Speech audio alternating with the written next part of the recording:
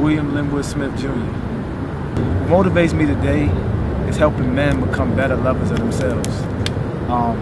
The reason why that motivates me is because when I was young, man, I had no direction with it. You know, and it's been one of the things that I've struggled with for so long, man. And like, one of the things I want to see is I want to see like families become a unit again. You know, as I look around the world today, I mean, I see so many people that want that love, you know, but just can't seem to find it.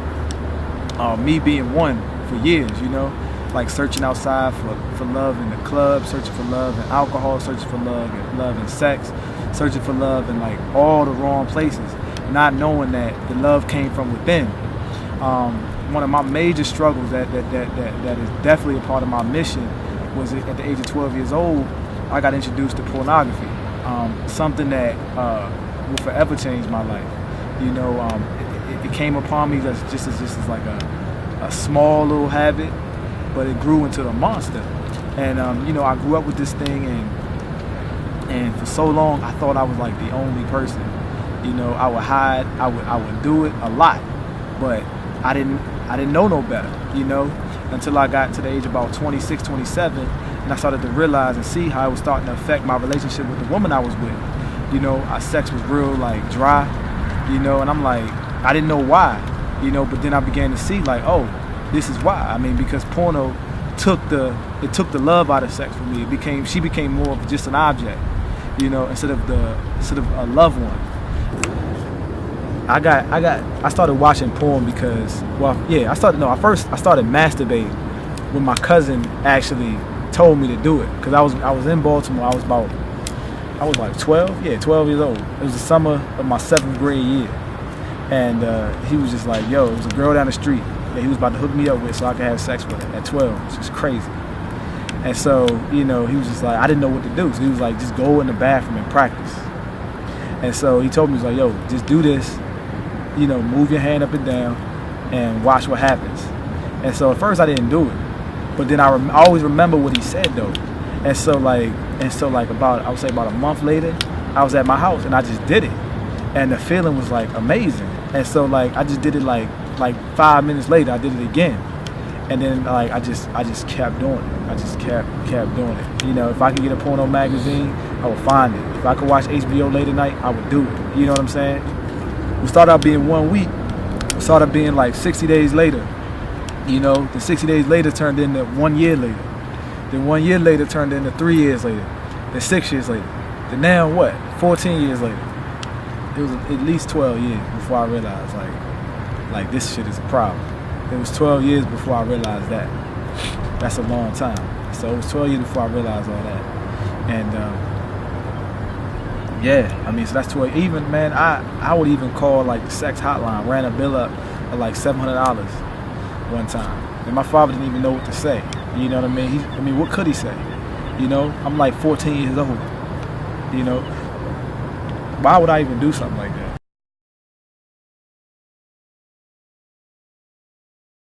It's definitely not simple. But the first step is you have to be aware of the fact that it's a bad habit. That's the first thing. The first thing for me, one of the things for me is, for years I didn't even recognize it as a habit. It was just something. It was a part of my daily life, and I just went about it like it was drinking water. Addictions don't come in only the form of drugs and other things like that. Whatever's holding you back from you living the life that you want to live, absolutely, and giving your service to the world like you know deep down in your heart that you're supposed to, that's an addiction.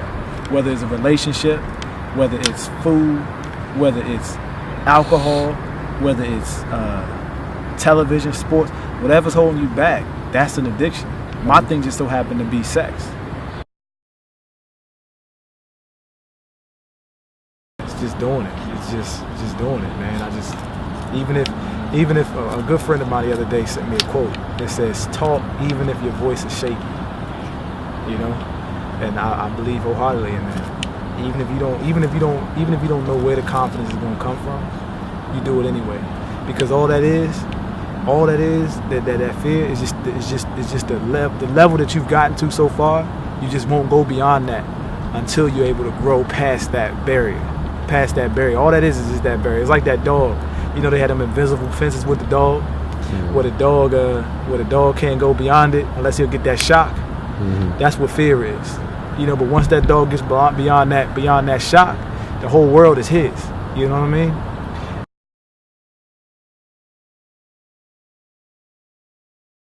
How I figured it out, man, I just took a lot of time to myself. I mean, some of you guys that know me, you know, I don't hang out much, you know what I mean? But one of the things I did was I just took time to myself, man. I got a notebook out and I just started writing and just start thinking about my feelings. A good friend of mine used to always say, like, Will, man, you don't ever feel your feelings. You just go through life like ain't nothing wrong, you know what I mean? And that is how I was. I was super passive, you know. When things would hit home, close to home, I would go to the bar, get something to drink, watch sports, watch Facebook, you know, get on porn, whatever, just to drown my feelings out, you know. So what happened? My life never changed. But then I made a commitment one day. I was like, I'm not going to drink no more, which I don't do. You know, I don't do the porno like I used to, you know. So then what ended up happening, my feelings would come out. I really feel. So I would really start to feel sad. You know what I'm saying? Like, I don't know if anybody's ever felt sad, but feeling real sad and depressed is a thing that, you know, it's not shined upon in society. But I can honestly say being depressed is something that I think all of us should get to at some point, because you start to realize what really matters in life. But, you know, right now I just feel like somebody has to say something, you know.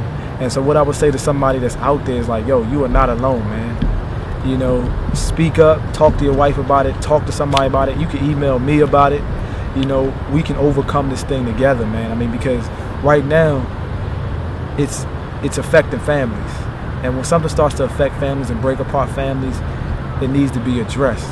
I want to let my story be a been there, done that moment for a lot of people.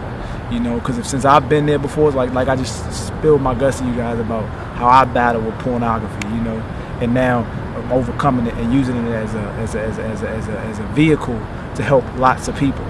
You know, there are many stories like that out there, you know, and if you're holding a story in, why don't you be the one to say, look, man, I've been there and I've done it, so you don't have to go through this no more.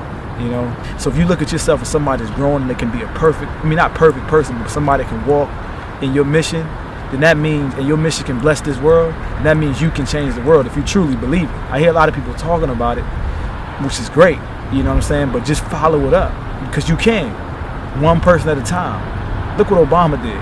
You know, he changed the psyche of many people. Look what Martin Luther King, look what Malcolm X, look what, you know, JFK, look what, you know, Gandhi, look at all these people that they changed the world just being one person. Imagine if more people had the heart that these guys had, because that's all it really takes. It takes a big heart, you know, caring for people. It doesn't really take a smart mind, it takes a big heart, you know. And if more people had that heart, how different would the world be, you know? And so been there, done that is a vehicle for people to be able to do that. That's this mission. So if you got a story out there that you want to tell, that you're confident about, or even if you're not confident about it, but you just want to get on here and say something, I welcome you. You know, I need you, matter of fact. You know, the world needs you. You know, let's just stop talking about it, stop being about it. All this stress and stuff that people are feeling, that stuff is not real. You know, we can overcome that stuff. You know, it just takes us to look. It takes looking within. You know, and understanding who you really are.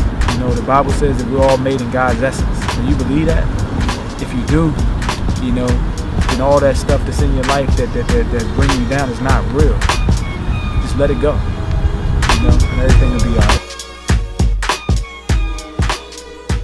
All I'm doing is just trying to help as many people as I possibly can.